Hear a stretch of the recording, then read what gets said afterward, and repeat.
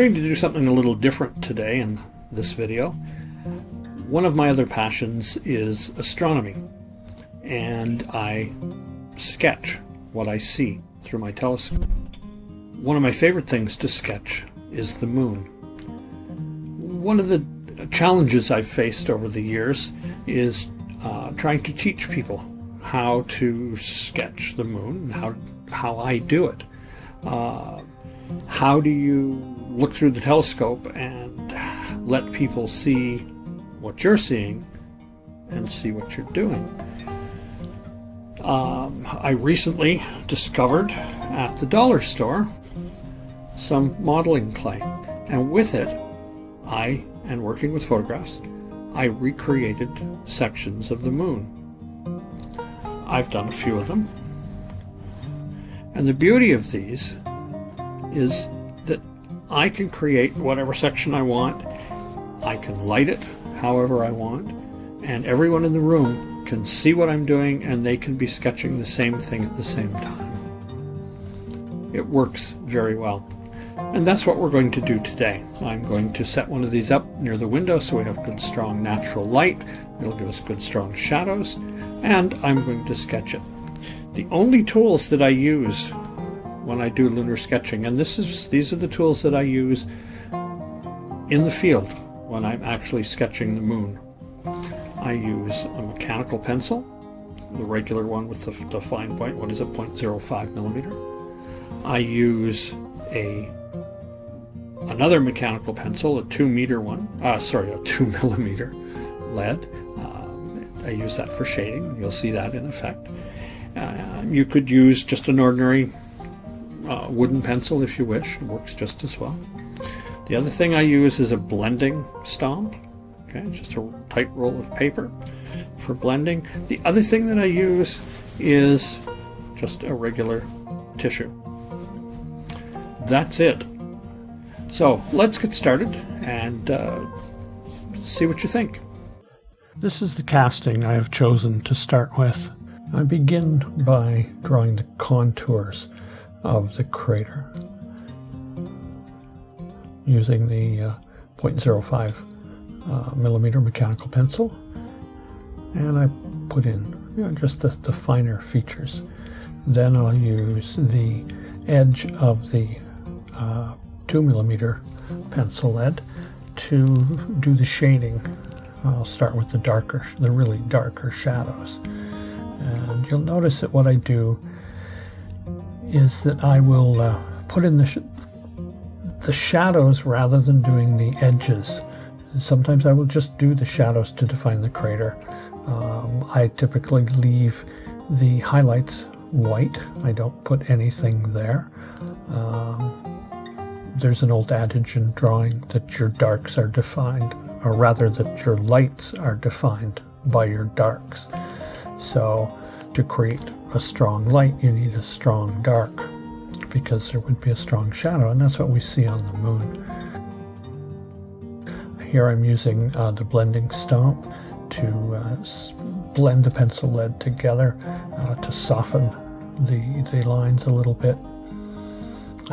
You'll find it also darkens the pencil a bit, and it's a back and forth process. There I was using the tissue to blend things a little bit, and partly the decision of which to use is made by how large an area I have to blend.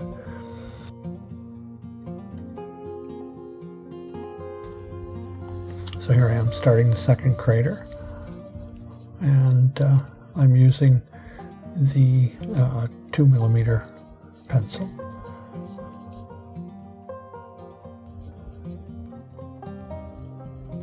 And again, you'll see I'm putting in the shadow areas, toning things down and letting that define the shape.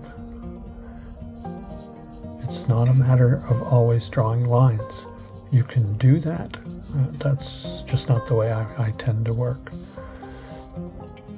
And this is exactly how I will work when I'm at the eyepiece.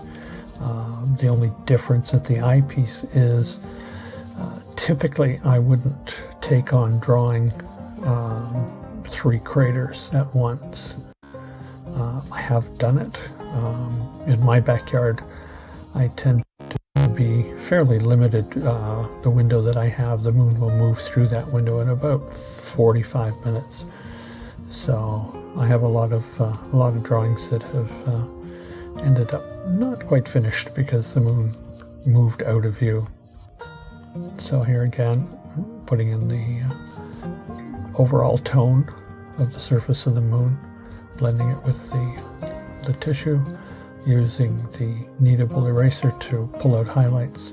The beauty of the kneadable eraser is you can mold it to whatever shape you want. If you need a long, thin edge, you can do that. If you need just a tiny little point, like the lead of the pencil, you can mold it to that shape as well, and it just lifts the tone out.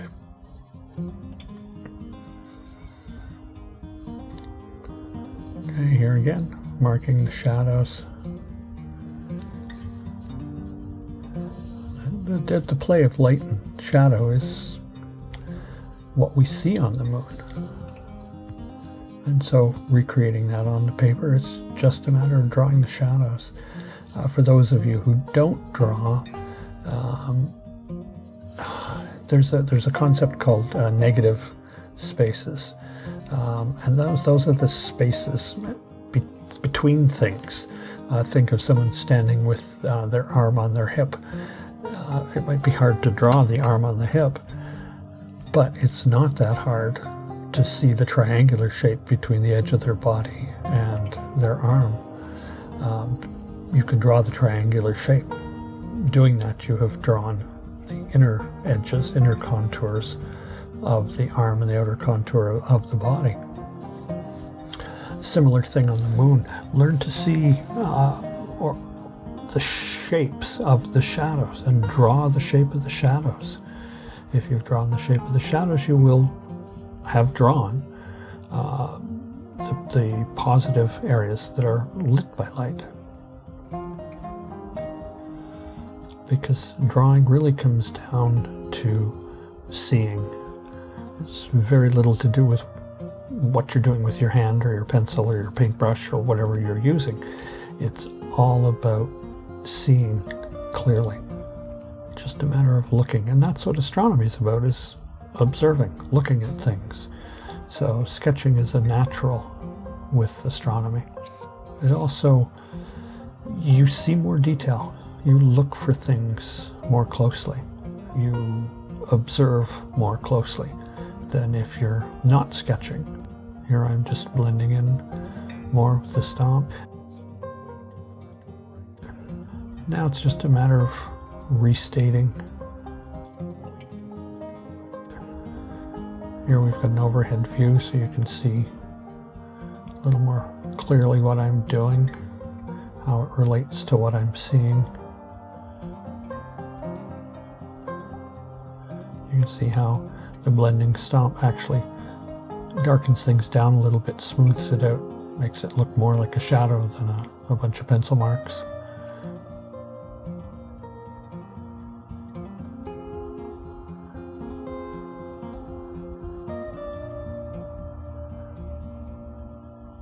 It's just a matter of going back and forth from the lunar crater to your drawing.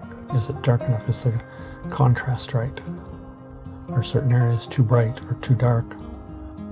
You don't have to draw every crater, every shadow.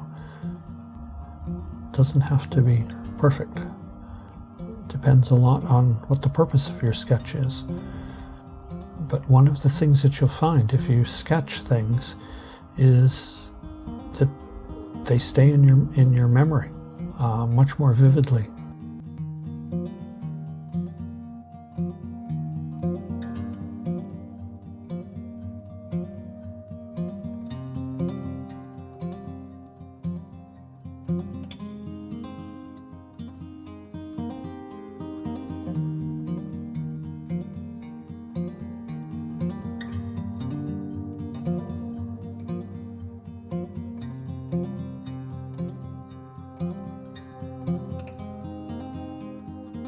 So, what did you think? that was a little different. If you've enjoyed this, a like and subscribe would be greatly appreciated. I will be doing more of these in the future. I will also be figuring out how to show you how I do deep sky objects as well, galaxies, nebula, things like that. So I hope you're going to look forward to that as much as I do. We'll talk to you soon. Stay safe.